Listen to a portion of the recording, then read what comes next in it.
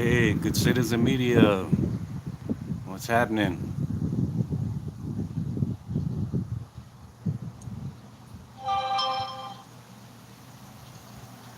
Robert Wolf II.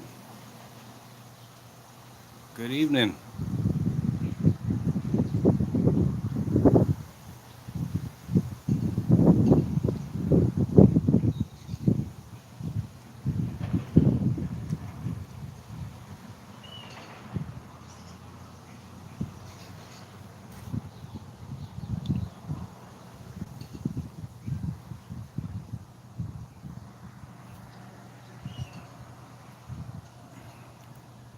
Hola, Karen Am. Welcome in.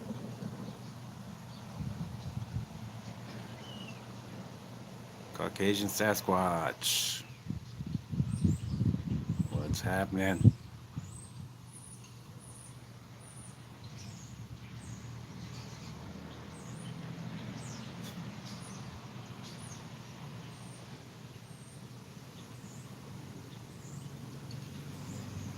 I want to get a few more people in here. I was going to show you a quick clip from the city manager of Wilcox on the robbery that happened across the street from the Wilcox Middle School.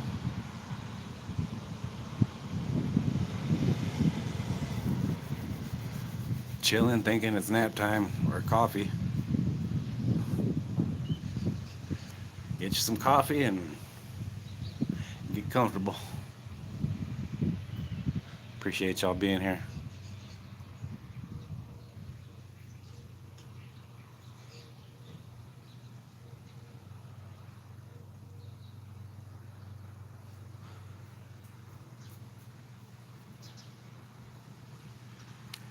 Buenas tardes, Anon Mouse.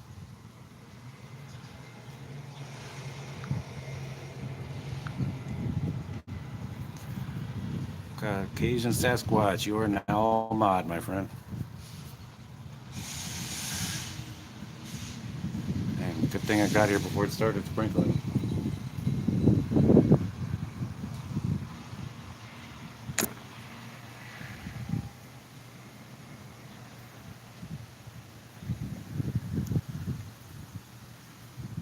It's just a little bit of sprinkles.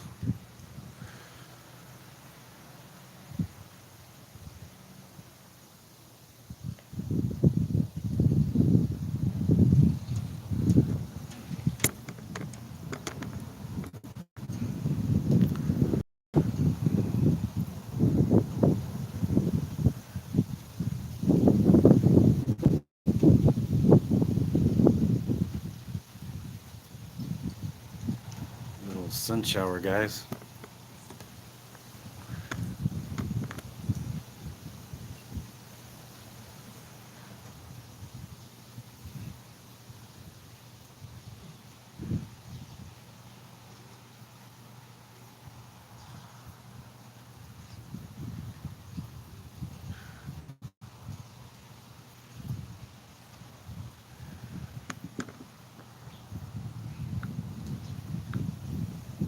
Our plot to take over YouTube is that much closer to complete. Well, Caucasian, I like those shorts you have with Odin, or as Odin. That's pretty cool.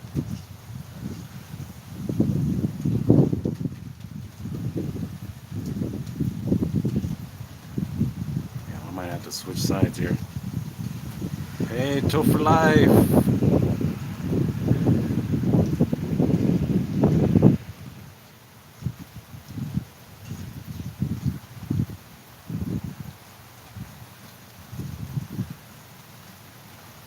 Larry Love Poems. Hey, welcome in. First time seeing you here. I appreciate you coming in. Yeah, it's starting to sprinkle a lot. I'm gonna have to move it over here, guys.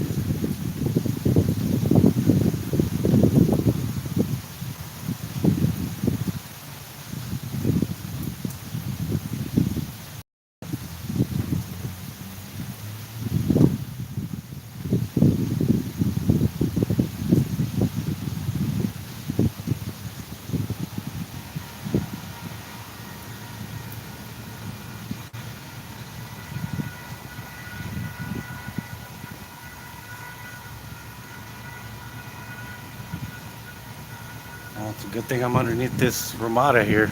Yeah, otherwise I'd be getting soaked on. I don't want that again.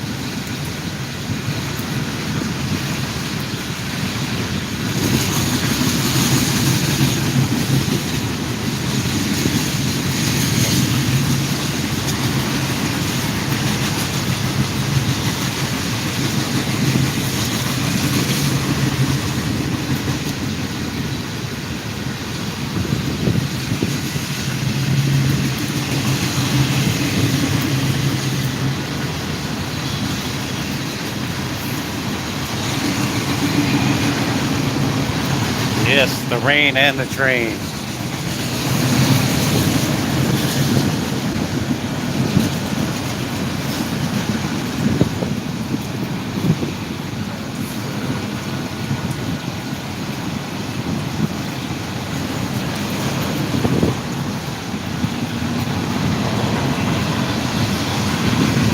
Oh yeah.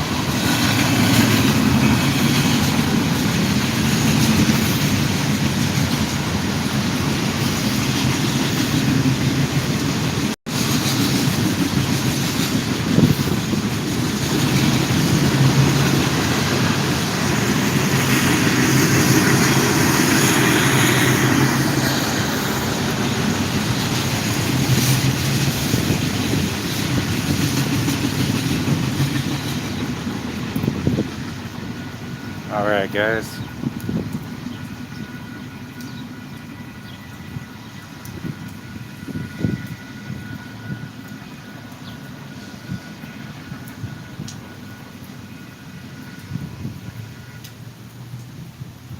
Okay. I just want to go ahead and get started by showing a quick clip of the city manager who was making a statement on the robbery that happened across the street from the Wilcox High School.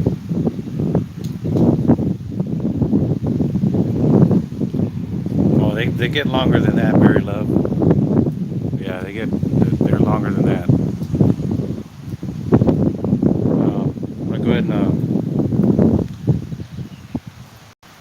show you guys the quick clip, and then I'm gonna go ahead and get into this book here, Pearce and Insights.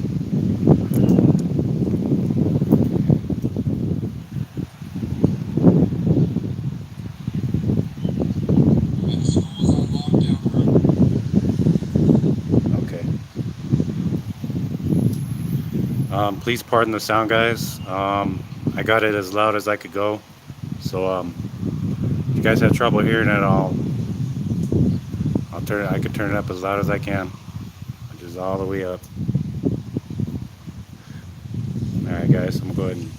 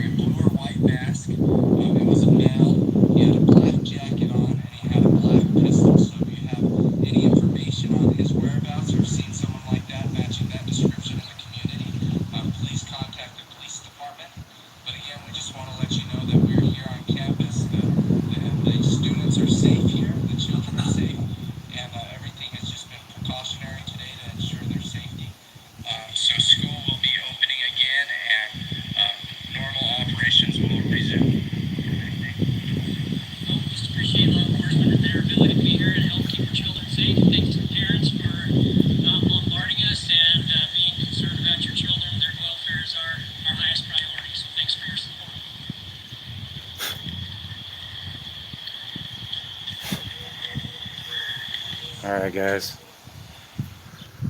Yeah, I just thought I'd share that with you guys. That was a post off of Facebook.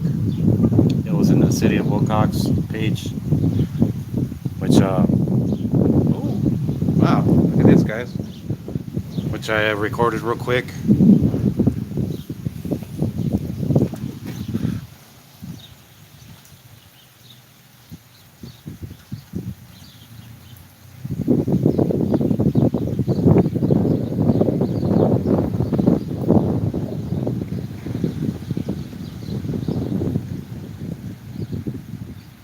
I'd share that with you guys.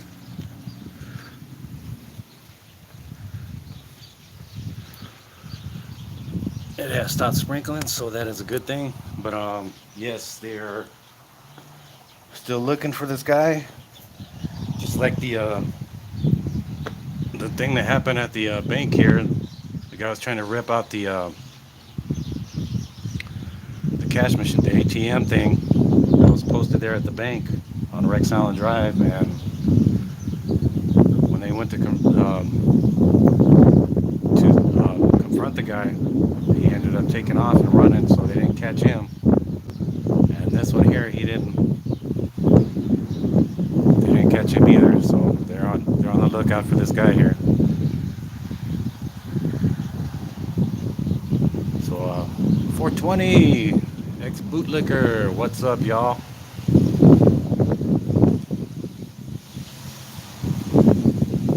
All right, guys, I'm gonna go ahead and get started on this Pearce and Sun sites.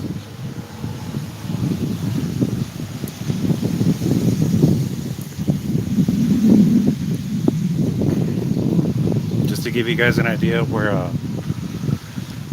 Pearce and Sun sites is for me.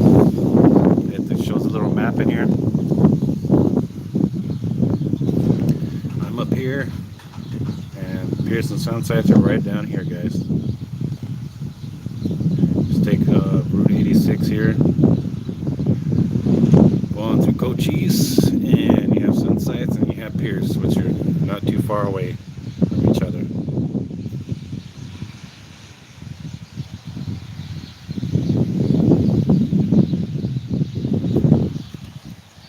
And we'll go ahead and get right into it. This is chapter 1. This is called Before Pearce.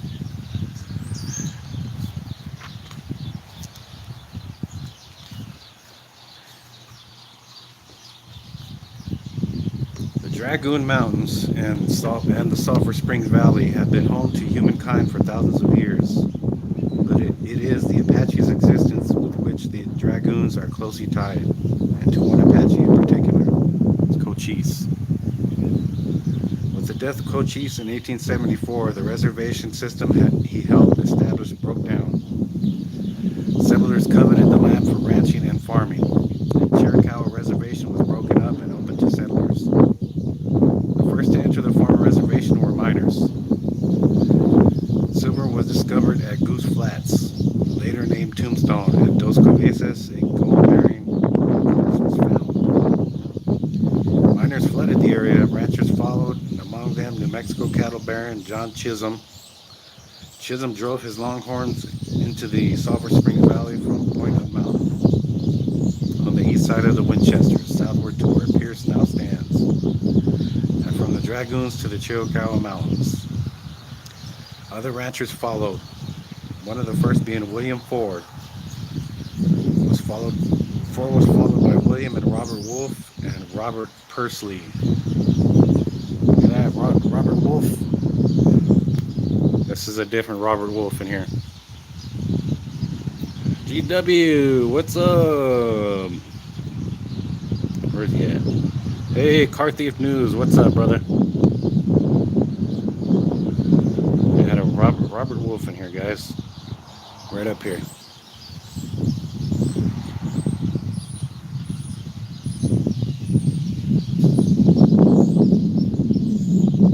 Yeah, there you go, Robert, right there.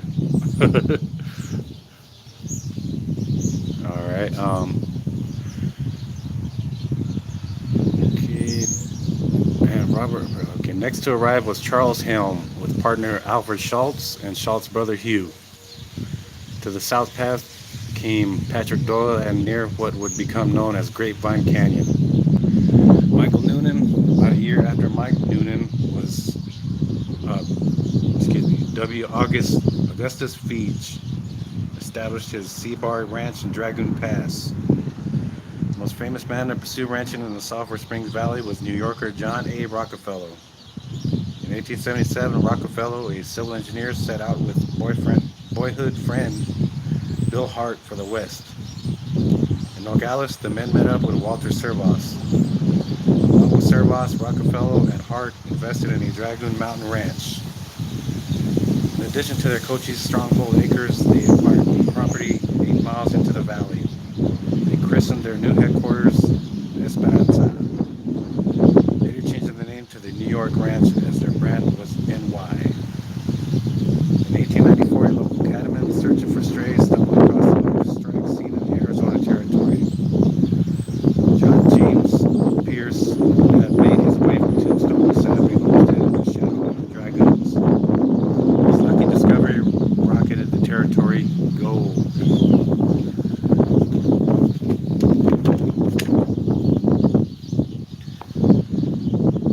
Cochise was a chief of the Chiricahua Apaches, the tribe that lived in and around the Dragoon and Chiricahua Mountains, southwestern New Mexico and northern Sonora, Mexico. Accounts give the year of Cochise's birth as 1812. Cochise's peace treaty with General Oliver O. Howard in October 1872, brokered by Thomas Jeffords, resulted in the establishment of a reservation that was a pledge of faith between opposing leaders.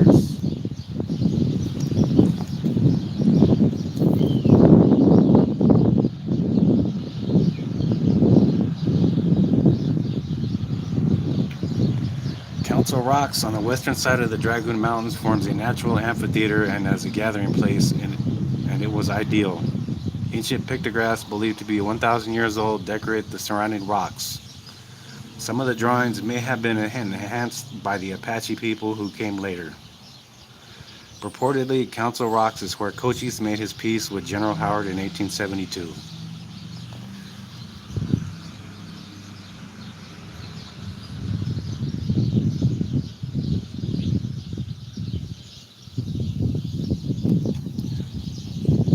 Cochise died of natural causes on June 8, 1874. His body was given a secret burial in the Dragoon Mountains. It has yet to be found. He left behind 2 sons, Taza and Naiche, neither of whom proved to be the caliber of leader their father was. After Cochise's death, the reservation system broke down and the remaining Chiricahua Apaches were herded onto the San Carlos Indian Reservation.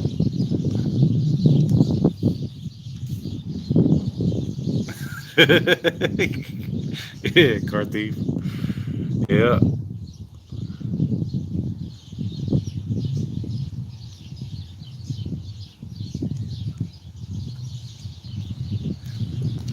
This marker honoring Cochise was originally dedicated on May 13, 1934. The Dragoon Mountains were incorporated into the Chiricahua National Forest in 1910. And in 1917, they became part of the Coronado National Forest.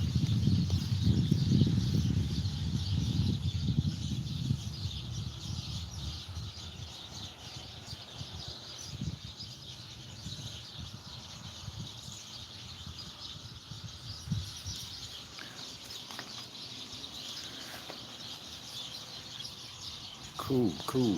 Hey, glad I wasn't. Oh my God. Sorry, guys. Almost tipped you guys over here.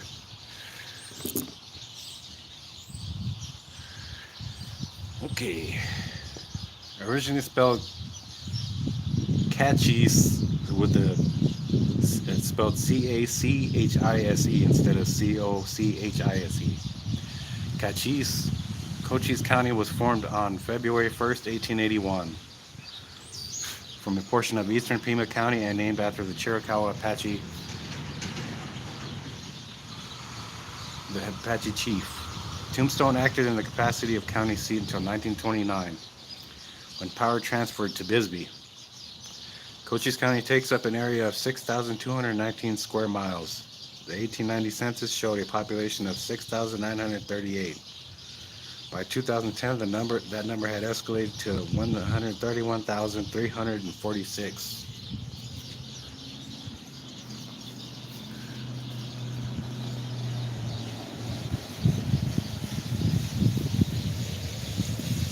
See the way they spelled it, guys? It was with an O now, but the way they spelled it with the C, C-A-C-H-I-S-E.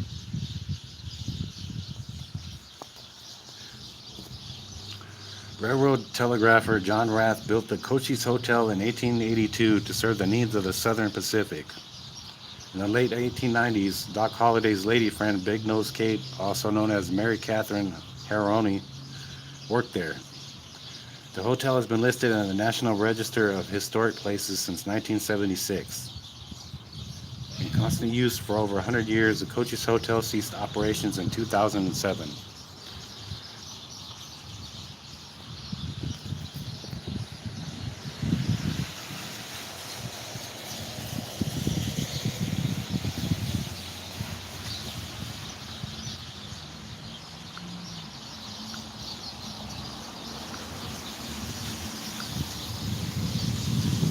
John Brown gave we the people the greatest gift of all. Yes, sir.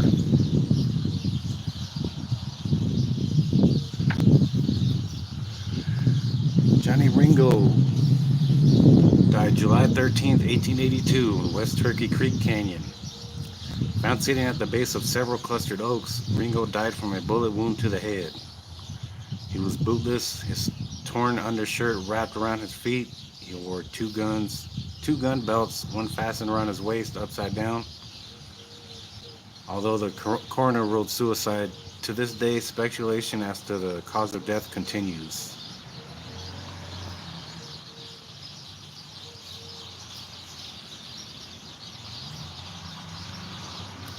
West Turkey Creek Canyon is a lovely spot. No doubt it was just as beautiful the day Johnny Ringo met his death there in 1882. In 10 years, the population of the area was greatly enough to justify the county school district's establishment of the Wilgus School. The remains of the town of Wilgus are visible across the road and down a bit from the site of Johnny Ringo's grave.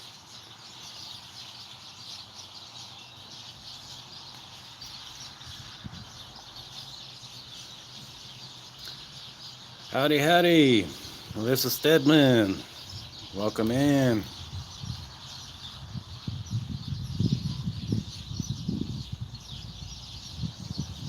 You guys may remember this scene from Tombstone. It was the same spot. I'm not sure in the movie Tombstone they did the same spot there where they shot Johnny Ringo in the movie. But that looks quite similar.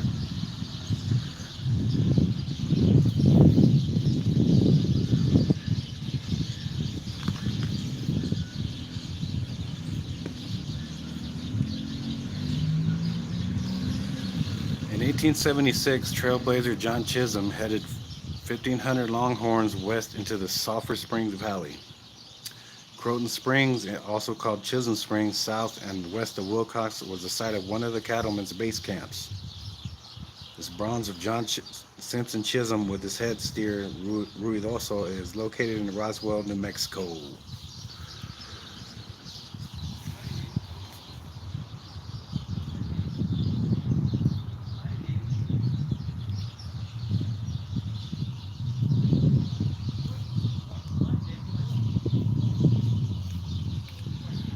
Jackson Buzenbark was born in 1875 in Texas.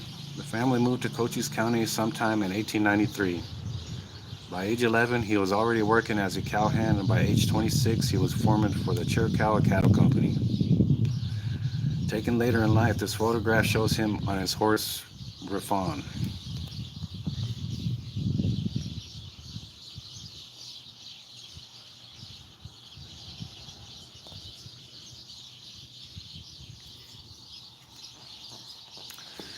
Pictured are ranch hands of Henry Hooker's Sierra Bonita Ranch. David Stewart Drew, later a Pearce, acted as foreman for Hooker, serving the Monk Ranch in the same capacity. Cattle ranching spanned the Sulphur Springs Valley and included the New York Ranch, the Chiricahua Cattle Company, the Sierra Bonita, Rucker Ranch, and Monk Ranch, to name a handful. In the beginning, cattle was king.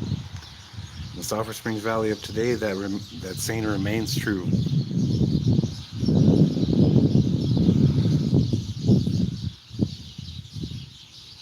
So everybody gathered around, having a good old bite to eat here.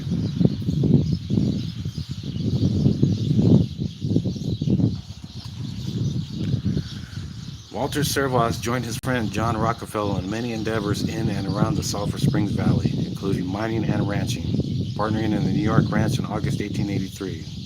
Servos eventually left for a mining venture in Colombia, South America. He was gone 7 years. Returning to the valley, he again took up residence at the ranch. Servos acted as postmaster of Cochise in 1905 to 1906. He died in 1908.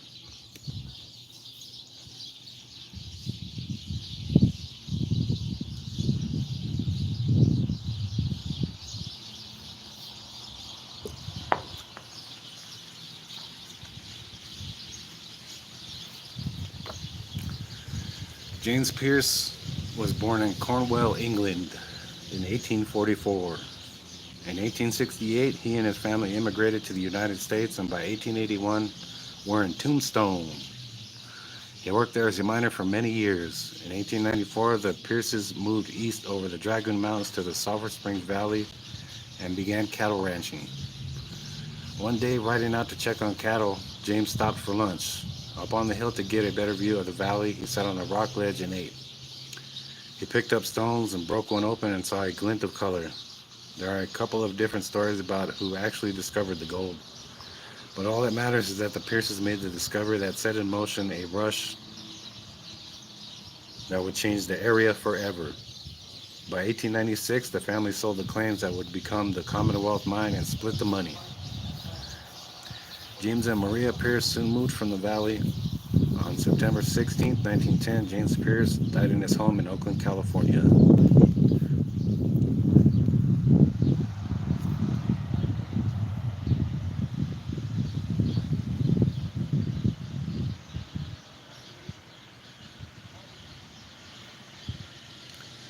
Alright guys, tomorrow we will do the growth of Pearce, chapter 2. That concludes chapter 1.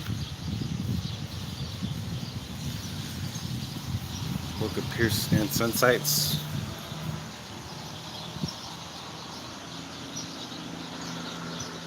What a name for that, right?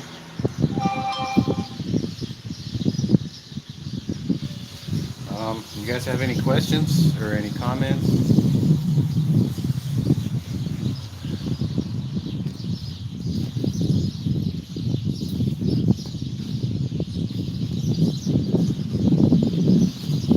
And unfortunately, guys,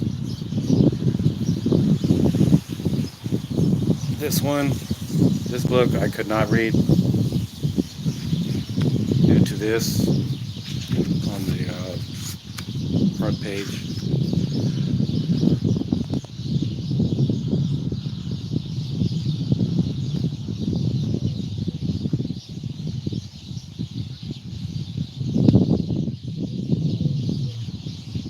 And that's the only reason I can't read this one out.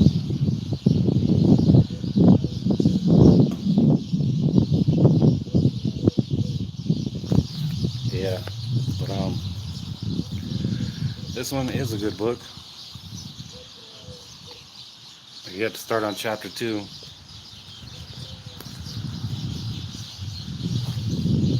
think I might have to check them out a little longer.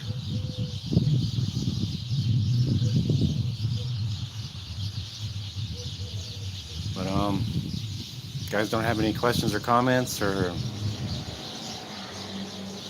anything you guys would like to ask?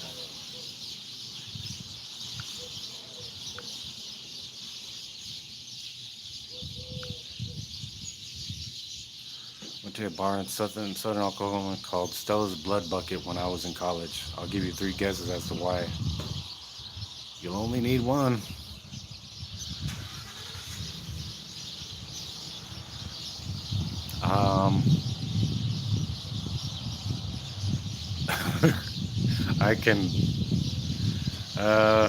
I can't really guess on that one. I mean, maybe if you want to share.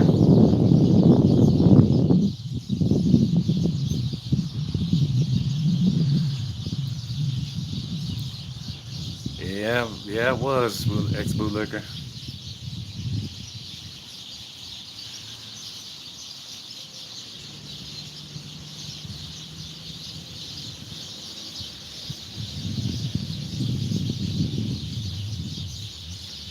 And I do have a Cash App, guys. If you guys are willing to donate anything, you know, a couple of dollars, $5, a dollar maybe, whatever, you know, for refreshments or maybe snacks or whatever, you know, anything helps, or for future bike repairs.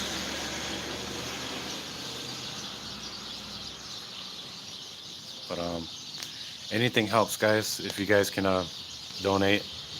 If you guys don't have any more questions or comments, I'm gonna go ahead and cut the stream.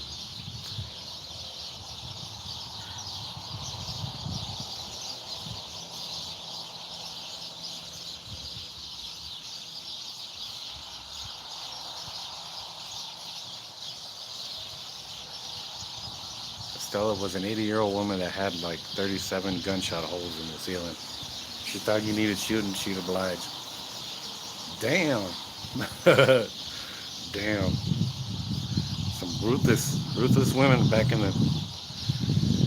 the days.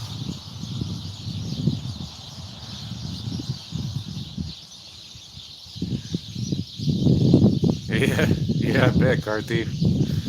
Meanest vieja ever. All right, guys. With that being said, I appreciate you guys dropping in. Ex-bootlicker, thank you, man. Thank you, brother.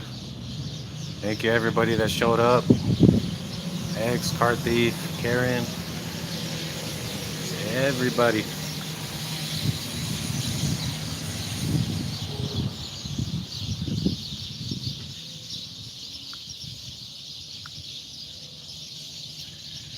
Hey, anytime, guys.